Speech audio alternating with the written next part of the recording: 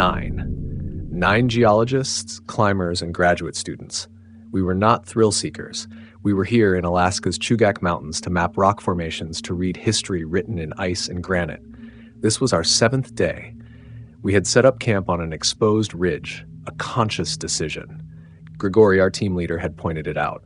The wind would be fierce here, but we would be clear of the avalanche chutes, the deadly traps lurking in the bowls below. We had double-pegged the 2 expedition tents, bracing them with walls of compacted snow. Everything was by the book.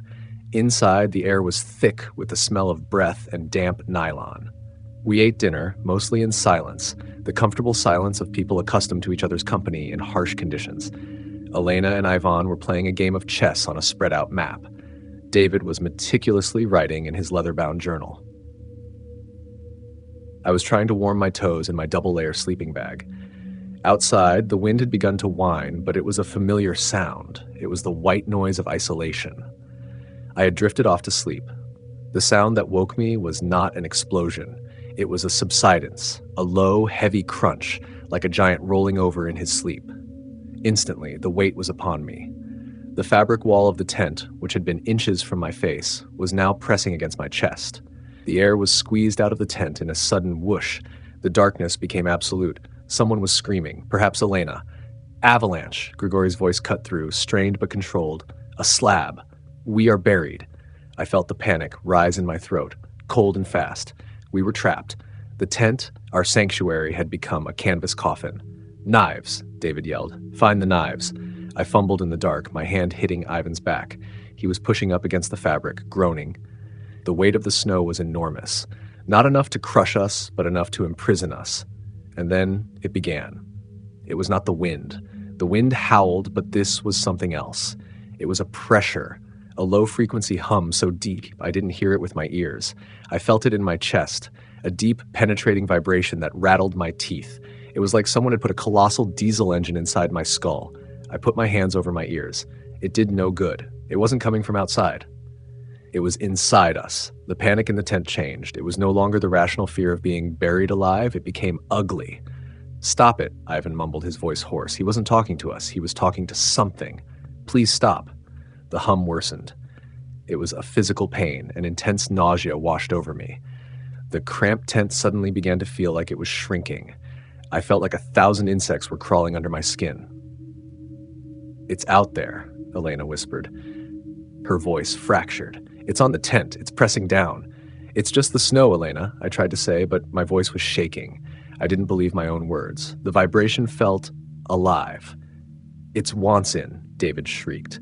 And then he began to laugh, a horrible hacking cackle. The hum intensified. It was a physical ache. I squeezed my eyes shut, and I could see shapes of red and black swirling in my vision. An irrational, primal dread descended.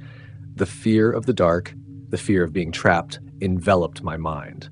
Grigori, the calmest our guide, the one who had pulled me up from a sheer cliff face 2 years before, started to claw at his own ears. He clawed deep, leaving streaks of blood on his temples. Make it stop, he growled. Make it stop.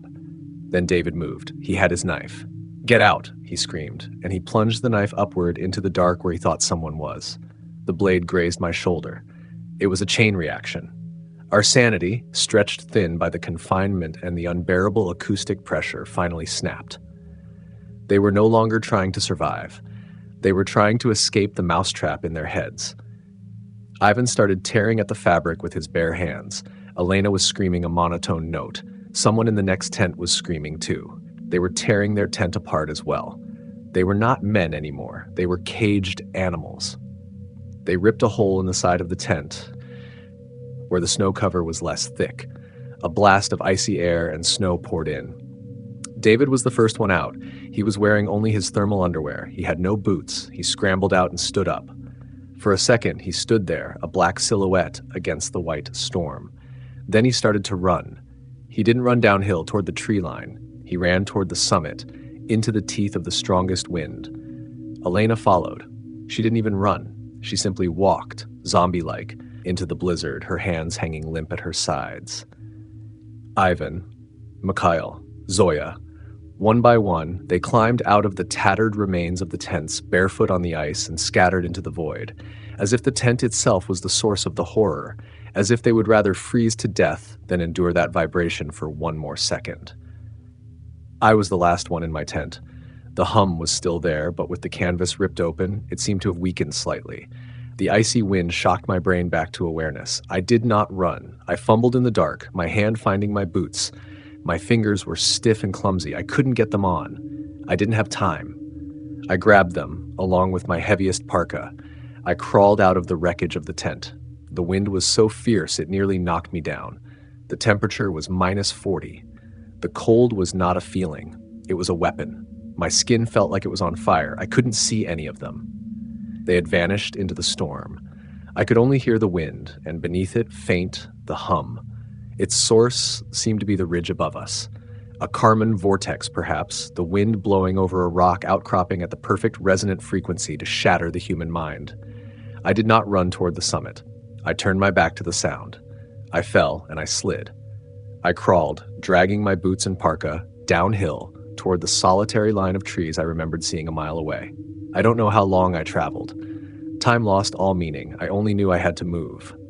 I found a small gully, a natural depression somewhat shielded from the storm. There, I finally got my feet into the boots. I wrapped the parka around me. I dug a crude snow hole and crawled inside. I fought the sleep. I knew if I slept, I wouldn't wake up. But the exhaustion was leaden. I closed my eyes and I saw them. I saw Grigori's frantic eyes. I saw David with the knife. I saw Elena walking placidly to her death. I woke up to silence. The storm was gone. The sky was a sickly gray blue. I was covered in snow. I had almost not woken up. It took me 2 days to crawl out, 2 days of frostbite and hallucinations from exhaustion. A rescue team found me at the edge of the forest, trying to eat pine sap. They found the others. They were scattered. David was dead on the summit ridge. Alina and Grigori were found in a crevasse below, ribs shattered, probably from a fall in the panic and darkness. The other 4 were found near the wreckage of the camp, dead of hypothermia, their clothes torn to shreds by the wind. The tents, they said, were ripped to pieces from the inside. They asked me over and over what happened. I tried to explain. I told them about the small avalanche. I told them about the panic. And I told them about the sound, the hum. In the official report, they called it hypothermic psychosis and mass hallucination. They said the lack of oxygen and the cold drove us mad. They are right. We went mad. But the cold did not do it. I am the only survivor. I am the only one left to tell the story. But sometimes on quiet winter nights, when the wind whistles through the window frame in a certain way, I still feel it. A low, deep vibration in my bones. And I remember that sanity is only as thin as a sheet of nylon, and it can be ripped apart at any time. This logging road was a mistake. I knew it even before the snow began to fall heavily. The map on my phone, now a useless brick, had promised a shortcut, a cut across the Oregon Coast Range. Katie had been worried. I'd told her not to be. Now, our silver Saab sat immobile, buried up to the chassis. The wheels spun uselessly, only compressing the snow beneath the undercarriage, turning it to ice. Inside, the silence was colder than the glass. Katie sat in the passenger seat, but she wasn't there anymore. She had retreated somewhere deep, her face a mask of wax in the gray light of the snow-filled sky. In the back seat, Sabine, 4, had stopped asking when we would be home. She just stared at the back of my seat. And Penelope, 7 months, the baby who should have been crying, gave only a weak, occasional whimper like the sound of a small, trapped animal. We had been here for 6 days. The first days were a sequence of futile actions. I burned the spare tire. The black, toxic flame flared, but the snowfall was too thick. It swallowed the smoke column before it could rise above the treetops. No one saw. We ate what we had. Crumb ends of granola bars from the bottom of Katie's bag. 3 jars of pureed pear baby food. On the 4th day, the gasoline ran out. I had tried to ration it, running the engine for only 15 minutes every hour for warmth. But the needle finally touched red and then settled heavily on empty. I turned the key off. The sound of the engine dying. That was when the real silence began. A heavy, suffocating quiet. And the cold, no longer checked, poured into the car. It was no longer a discomfort. It was a predator. It crept through the cracks, soaked through the metal. I could feel it hunting for our heat. We huddled together. Me in the front seat, Katie turned around, trying to form a cocoon around the children. But we weren't generating heat anymore. We were only sharing the cold. Penelope's whimper was fading. That was the thing that broke me. On the morning of the 6th day, I looked at Katie. Her eyes were sunken, the circles beneath them purple. She hadn't spoken all of yesterday. I didn't speak either. I just unbuckled my seatbelt. I unfolded the paper map, the one I had scoffed at when I tucked it into the glove compartment. My fingers were numb and clumsy. A thin blue dashed line. A river. According to the map, it was west down the slope, and along the river, 10, maybe 15 miles away, was a black dot, a town, 15 miles, but staying was a death sentence. I looked at Penelope. She was barely moving. Staying was waiting for her to stop breathing. Going was a chance, a thin, nearly invisible chance. I reached for my hiking boots. Katie looked at me. There was no question, no objection, just an empty, terrible understanding that had formed between us in the cold. She knew what I was doing, and she knew I was doing it alone. I couldn't carry them. Sabine couldn't walk 100 yards. Carrying Penelope would kill her within the hour. I was the only one who could go. I put on 2 extra sweaters, pulled the outermost parka up. I kissed Sabine's forehead. Her skin was freezing. She didn't react. I looked at Penelope. I couldn't kiss her. I was afraid her fragile breathing would stop if I touched her. I looked at Caddy. "I'm coming back," I whispered. My voice was rough. It was a lie. We both knew it. I didn't say I would bring help back. I said I was coming back, as if I were only taking a short walk. She nodded, a small, stiff motion. I opened the car door. The air outside hit my lungs like shattered glass. The cold was vicious, clean in its cruelty. I closed the door. The sound, a dull thud, seemed like the final, most definitive sound in the world. It was the period at the end of everything. I stood in the snow for a moment. Just the car. A silver lump of metal slowly disappearing under the fresh snowfall. Inside was everything I loved, and I was turning my back on it. I started walking, downhill, toward the mythical river. The snow was up to my hips. Every step was torture. I had to lift my leg high, throw all my weight forward, and then sink in again. In the first hour, I made maybe a quarter of a mile. The forest was completely silent. No birds, no wind. The only sounds were my own ragged gasps and the heavy crunch as I broke through the snow crust. That silence was a trap. It allowed my mind to fill the void. I started hearing it. A cry. Faint, but clear. I stopped. My heart hammered. It was Penelope's cry. I spun around. Nothing. Just my own tracks, a deep, messy trench leading back to where I dared not look. I kept walking, faster. The crying came again, closer this time, right behind my shoulder. "Be quiet," I whispered.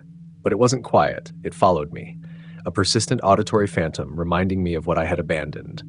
By late afternoon, I couldn't feel my legs. They were just useless logs I was forced to drag. The hunger was a dull, raw ache in my stomach. And then I saw her. Sabine. She was standing between 2 pine trees, waving at me. She was wearing the pink coat she loved. I blinked. "Sabine." She tilted her head. I stumbled toward her, reeling. "Daddy's here. How did you—" I tripped and fell face first into the snow. When I raised my head, she was gone. It was just a snow-laden branch bent in an odd way. The real terror began to set in. It wasn't the cold or the animals or being lost. The terror was my mind. Or perhaps it was showing me the truth. I kept going. Just inertia. Night fell. I didn't stop. I couldn't stop. If I stopped, I would never get up again. I walked in the blue-gray darkness, past trees that looked like skeletons. I don't know how long I walked, 2 days, 3 days. Time was meaningless. I never found the river. The map had lied, or I had misread it. I fell. This time, it wasn't a stumble. It was a collapse. I dropped into a small ravine, not deep, but enough for the snow to pile up to my chest. I lay on my back, looking up at the starless sky. I was done. I didn't feel cold anymore. A pleasant, numbing warmth was spreading through my limbs. They say this is the final stage. A peace. I had failed. They were dead. Katie, Sabine, Penelope. They were frozen in that car while I died here alone. I closed my eyes, and I saw her. Kadi, she wasn't crying, she wasn't screaming. She was just standing there across the ravine in the snow. She was looking at me, not with love, not with forgiveness, just empty, boundless disappointment, a silent contempt. It was a hallucination, I knew. But it was more real than the snow burying me. That look was worse than death. It was colder than this storm. The warmth vanished. Rage flared up, hot and searing. I would not die here. I would not let her be my last memory, looking at me like a coward. I roared, a raw, ragged sound, and I dug myself out. I clawed the snow with my bare fingers, my nails breaking. I didn't climb out. I attacked the ravine. I was no longer walking. I was crawling. I dragged myself through the snow. Every movement was a searing pain. I don't know how long I crawled. I was just pain and regret. I didn't find the town. I found a road, not a logging trail, a plowed road. Black asphalt showing under a thin dusting of snow. I crawled onto the middle of the road and lay there.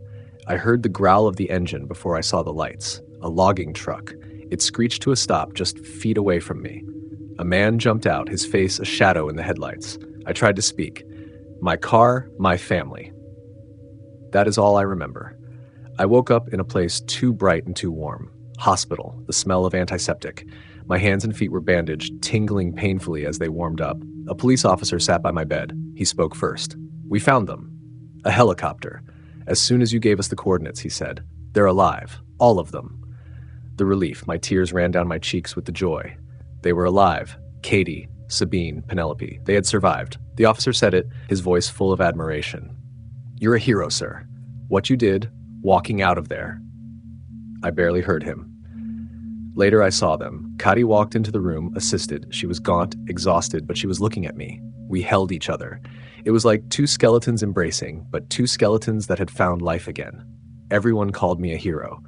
The papers wrote about extraordinary will to survive, the miracle on the mountain. And this time, maybe they were right. They don't know. They don't know that I didn't walk out to save myself. I walked out because I couldn't live without them. They don't know that in the darkest moment, the choice was never about me. It was always them. They were rescued. A miracle indeed.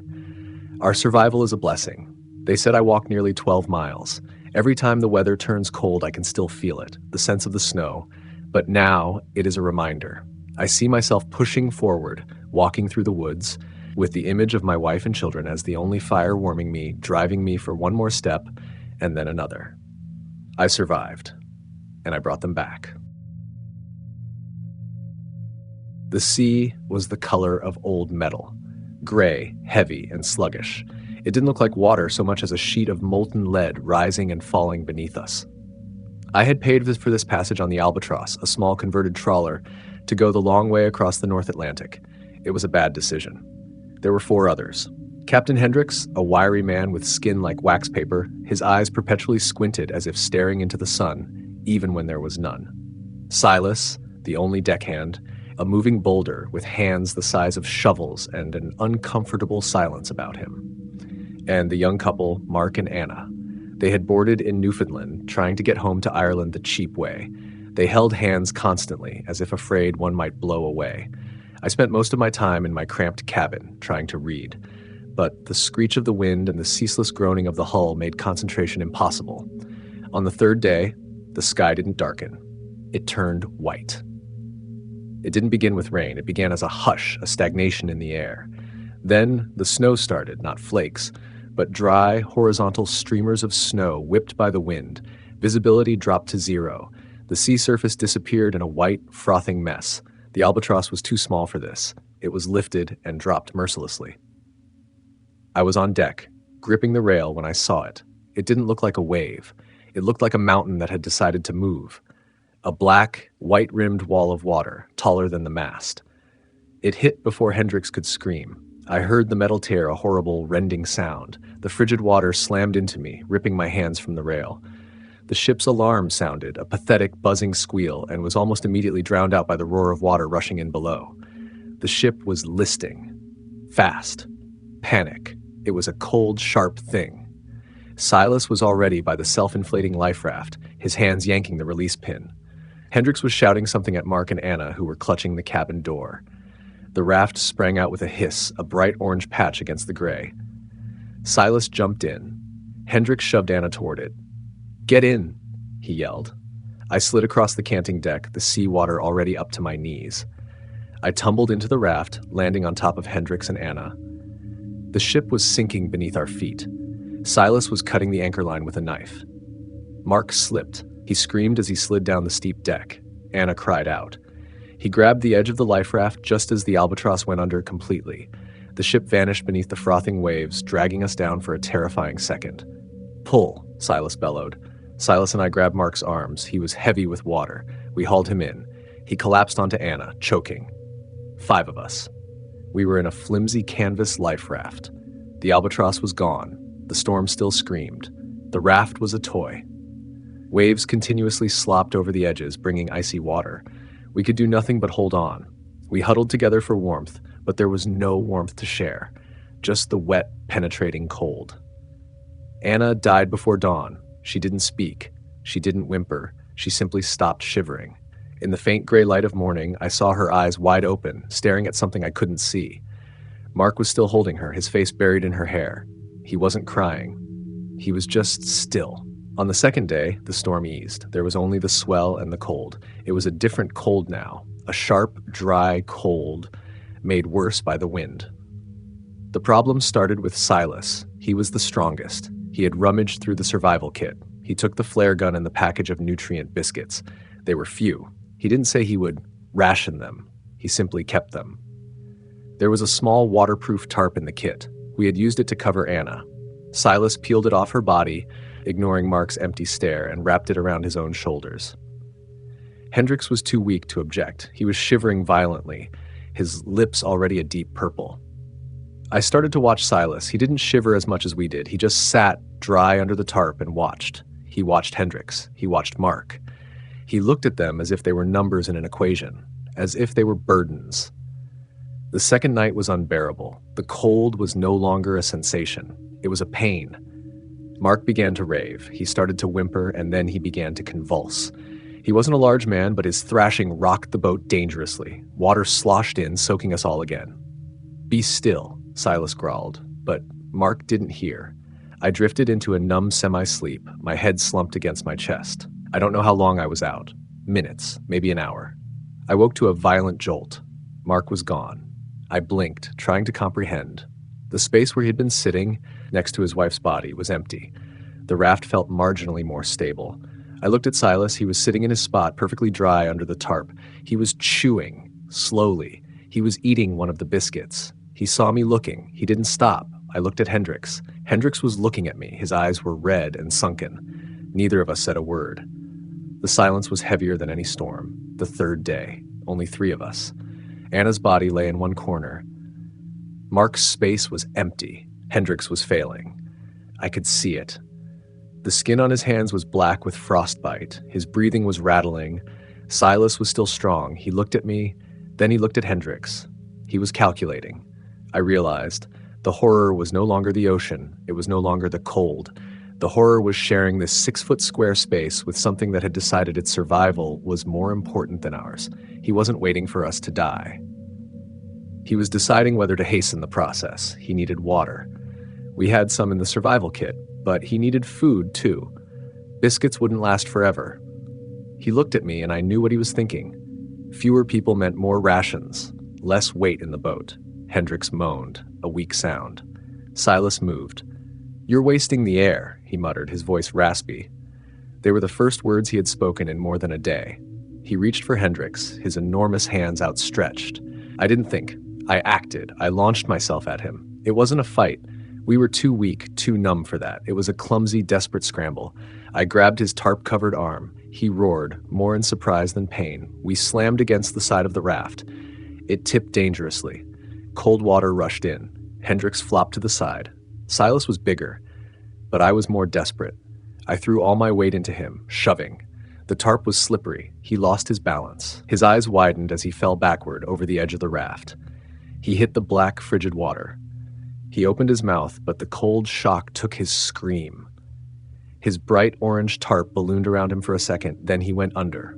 Quickly. There was only silence, the slosh of the waves, the rattling breath of Hendricks. I sat there, shaking, staring at the patch of water where he had disappeared. I took the flare gun from where he had been sitting. I took the remaining biscuits, too. Hendricks died a few hours later. He simply closed his eyes and didn't open them again. I was alone, with 3 bodies, adrift on an endless ocean. I waited until I thought I couldn't take it anymore. I saw a black speck in the distance, a hallucination, but I fired the flare anyway. The brilliant red arced into the gray sky. A Norwegian fishing trawler found me the next day. They hauled me onto the deck. They wrapped me in blankets. They asked me what happened. I told them I was the only survivor. I told them the storm had claimed the others. They nodded, their faces full of pity. They believed me. And I wondered, as I took my first sip of hot soup, if that lie made me more like Silas than I cared to admit. The cold air has a truthfulness to it. It disguises nothing. Every breath you draw is a stark reminder that you are alive, that your lungs are working, pulling in the sting and turning it into life. That morning, the Cascade Mountains were a cathedral of that truthfulness. The sky was a deep, cloudless blue, and the snow underfoot crunched with satisfying clarity. I had hiked this trail dozens of times, the High Pass Trail, a slightly grandiose name for a path known mostly to locals. It was steep enough to challenge you, but safe enough for a solitary late fall hike. I had checked the forecast. Clear, cold, perfect. Confidence is a silent companion, and today it walked alongside me. Perhaps it pushed me a little farther than I intended. The slope I was traversing was off-map, a shortcut I discovered years ago, cutting across a ridge to shave half an hour. It was covered in a thin layer of last week's snow, crisp under my boot soles. I heard the break before I felt it. It wasn't the snow sinking. It was a dry, definitive sound, like snapping a thick, dry branch. Instantly, my left leg ceased to bear weight. It buckled at a completely wrong angle. The pain came a second later, a searing white current that shot from my ankle to my hip. I fell. The shock knocked the air out of me. I slid. Not fast, but uncontrollably. I slid about 50 feet down a shallow gully I didn't even know was there. The slide ended when my back slammed into a rock slab covered in frozen moss. I lay still, gasping, staring up at the narrow strip of blue sky above the gully. Everything was silent, save for the ringing in my ears and the frantic pounding of my heart in my chest. I tried to move. My back stung, but nothing serious. I pushed myself up onto my elbows. Then I looked down at my left leg. It wasn't right. My pant leg was stretched strangely just below the knee. Tibia. I didn't need to be a doctor to know it was broken. I tried to flex it. The pain blurred my vision and twisted my stomach. I wasn't going anywhere on that leg. Okay, I said to myself, my voice sounding tiny in the empty space. I reached for my backpack, which was still on my back. Phone. I pulled it out. No service. I knew that. There was never service here. I had told my roommate I'd be back before sundown. That was about 6 hours away. He wouldn't worry until then. And even if he did, he wouldn't know to look for me on this shortcut. The wind started to pick up. The cold was no longer truthful. It was beginning to feel like an enemy. The deep blue sky was gone. A lead gray curtain was pulling across the peaks, fast, faster than I had ever seen. The first snowflakes began to fall. They weren't gentle. They were tiny and hard like sand, driven horizontally by the wind. I zipped my parka up to my chin. I had a Mylar emergency blanket in my pack. I wrestled it out, trying to wrap it around myself. The foil sheet crinkled violently in the wind, almost tearing out of my hands. The pain in my leg had settled into a dull throb, but the cold was finding its way in. Within the hour, the storm hit. This was not a snowfall. This was a blizzard. The wind screamed through the gully, making a sound like an oncoming train. The snow was so thick I couldn't see the rock wall 5 yards away. It accumulated quickly, a white sheet on my jeans on my pack. I knew about hypothermia. I knew the stages. First, the shivering. It started in my shoulders and jaw, an uncontrollable spasm. My teeth rattled together. I tried to clench my muscles to stop it, but my body was no longer taking commands. It was trying to generate heat, trying to survive. The Mylar blanket was useless against this wind. It was torn to shreds and gone before I knew it. Night fell, not a fade of daylight, but a snuffing out. The gray sky turned black. The storm consumed all light. The pain in my leg was gone. That was the first scary thing. I couldn't feel it anymore, just a heavy numbness. The shivering became violent. My whole body seized with uncontrolled contractions, slamming my back against the rock. I knew I had to stay conscious. I pinched the back of my hand. Nothing. The snow was up to my waist. I was being slowly buried alive. And then the shivering stopped. It simply ceased. The silence in my body was more terrifying than the roar of the storm. A strange, pleasant warmth began to spread from my chest. It was like taking a shot of hard liquor. I sighed, the tension leaving my muscles. Suddenly, I wasn't in the gully anymore. I was home, in my apartment. A fire was burning in the hearth. I could hear the crackle of the wood. I was wearing these soaking wet hiking clothes. How silly. They were heavy and cold. I needed to take them off. I started to unzip my jacket. The warmth of the room felt so good on my skin. I pulled the zipper down to my chest. A blast of icy wind hit my face, pulling me back. I was in the gully. Snow was falling. My jacket was open. What the hell was I doing? My hands, stiff and clumsy as pieces of wood, struggled to pull the zipper back up. Paradoxical undressing. I had read about it. It was the final stage, the mind tricking the body into thinking it was burning up just before it froze completely. The fear rushed in, colder than the storm. I was going to die here. I looked up at the rim of the gully. There was light. 2 bright beams of flashlights cut through the snow. They were there. They were looking for me. "Hey!" I yelled. My voice was only a ragged whisper. "I'm here. Down here." I waved my hand. Figures moved above. I could see them. 2 men in orange rescue parkas. They were talking to each other, but I couldn't hear anything over the wind. "Down here," I screamed again, trying to push out the last of my strength. "Please." They didn't look down. They just stood there, their lights sweeping across the forest on the far side. They turned and began to walk away. "Don't go," I pleaded. "Don't leave me." The light vanished. I blinked. There had been no lights, only the bare branches of the trees bowing in the wind, their shapes distorted by the snow, looking like figures. My mind was manufacturing hope and then crushing it. The despair was heavy as the snow burying me. I couldn't feel my body from the neck down anymore. I was only a consciousness, trapped in a growing block of ice. I thought of silly things. I'd forgotten to pay the electric bill. I promised to call my mother on Sunday. I closed my eyes, just for a bit. A rest would be so good. You can't sleep. I opened my eyes. Mark was sitting beside me. Mark, my best friend from college. He looked exactly the same, still that silly grin. He wasn't wearing a jacket, just a t-shirt defying the blizzard. "Mark," I said. "Hey," he said. "You look uncomfortable." "I broke my leg." "I see that," he said, glancing at the pile of snow now covering my leg. "That's too bad, but you know, the pain goes away quickly." I looked at him. He looked solid, so real. I could reach out and touch him. "It's so cold, Mark." I was tired, more tired than I had ever been. The false warmth was back, like a heavy blanket. Sleep seemed the most sensible thing in the world now. Just close my eyes and let the storm take me. Peace. I nodded to Mark. Just for a minute. As I started to close my eyes, something in my jacket pocket nudged me. A small metal object, my emergency whistle. A tiny spark of light went off in my brain. No, not peace. It was stupid. It was death. Mark wasn't here. The fire wasn't here. I worked my completely numb hand. I couldn't feel my fingers, but I knew they were moving. I fumbled in the pocket. My fingers were like frozen sausages, incapable of grasping.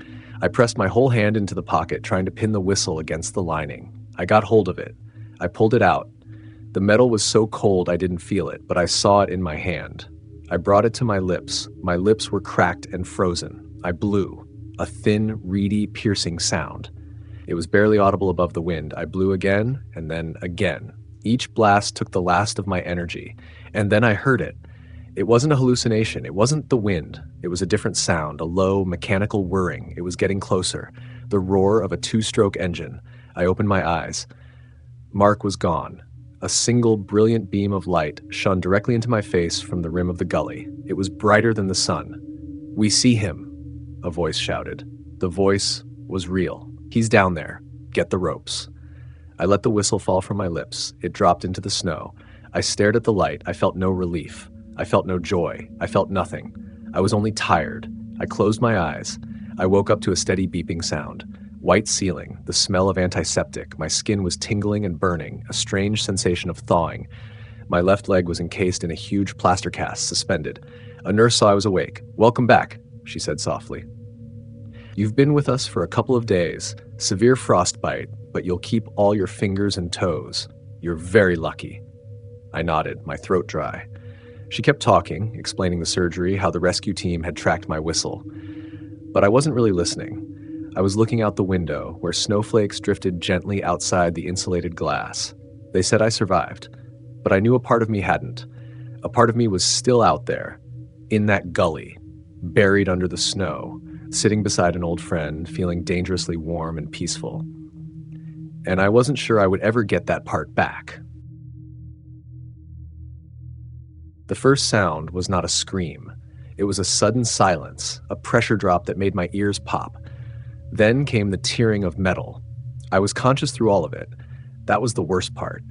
I was conscious as the plane broke in half, as I was thrown into the cold dark, as my body was crushed by others. When I came to, snow was falling on my face through a jagged hole where the ceiling should have been. The air was frigid. It was so thin that every breath was a futile effort. Around me was the sound of moaning. Not screaming, but the low, broken sound of people realizing they were not dead. We were on a glacier, an endless white sea of snow bordered by jagged, black and gray peaks like broken teeth. The remains of the plane, its fractured fuselage, was our only shelter. We were 45 when the plane took off. The morning after the crash, we were 27. The first days were a chaos of panic and false hope. We salvaged what we could. A few chocolate bars, some wine, a couple of jars of jam. We stuffed the gaps of the fuselage with suitcases to block the wind. We used the seat cushions as blankets. The cold was a living entity. It snaked through clothing, through skin, and froze our marrow. At night, we lay on top of each other, a single mass of shivering bodies just trying to survive until dawn. The most severely injured began to die, one by one. We carried them outside, laid them in the snow. That was all we could do. Our burials were silence. We found the radio. After days of tinkering with broken wires, we got it to work. We listened, ears pressed to the tiny speaker, past the hiss of static. We heard the news. They had called off the search. The silence after that announcement was heavier than the mountain's own silence. Hope, the thin flame we had tried to keep alive, went out. We were left only with the hunger. It was not an appetite. It was an ache, a hollow, gut-wrenching pain that started in the stomach and spread to consume the entire body.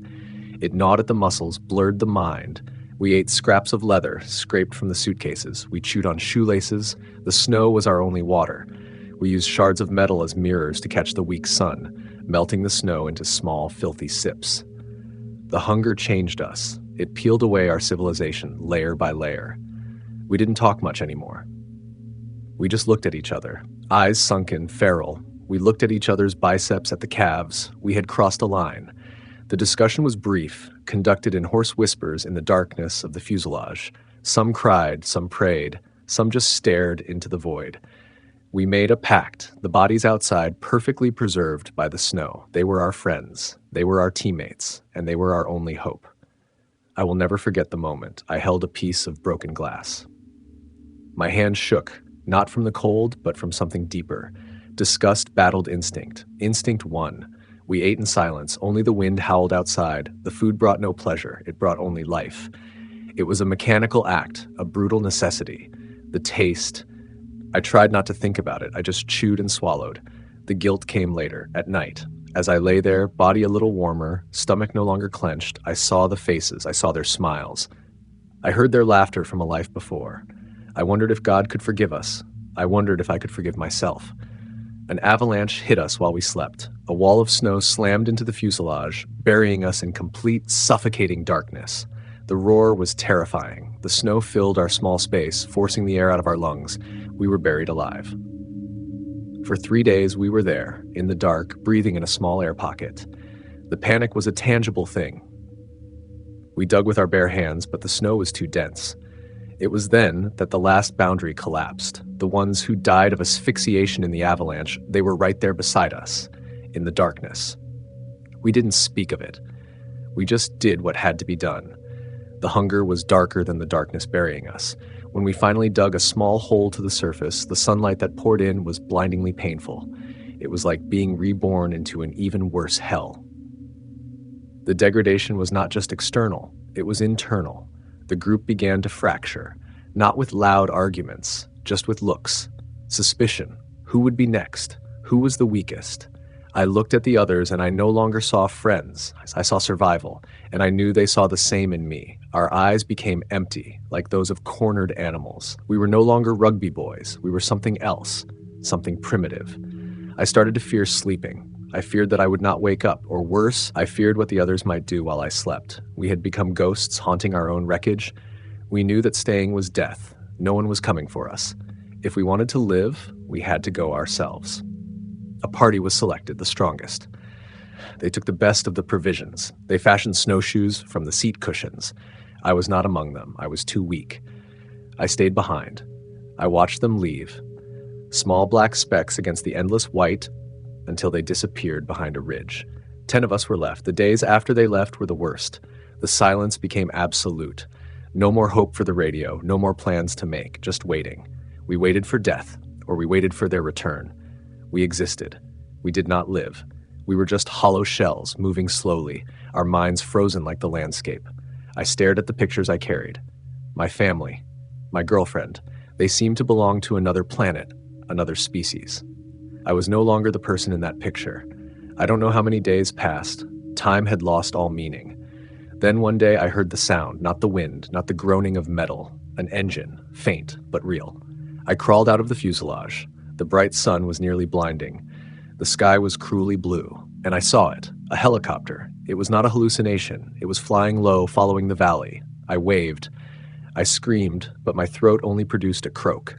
It had seen us. I collapsed in the snow, and for the first time in months, I cried. They had found us, the ones who left. They had made it. They had walked 10 days through impossible mountains. As the rescuers in their red suits approached me, I saw the horror in their eyes. They weren't looking at me. They were looking at what was around me. The clean-cut bones neatly stacked beside the fuselage. They didn't understand. How could they? They wrapped me in a blanket. They gave me hot chocolate. The sweetness was alien. I had survived. I came back to the world. But the world was no longer the same. I carried the mountain's secret with me. I sit in a clean, warm hospital room. People call me a miracle. They don't know. They don't know that at night when the lights are out, I am still on that glacier. I still feel the hunger. I still taste the price of life. And I look at the people around me, my loved ones, and a part of me, a primal cold part that I can never kill, sees only one thing: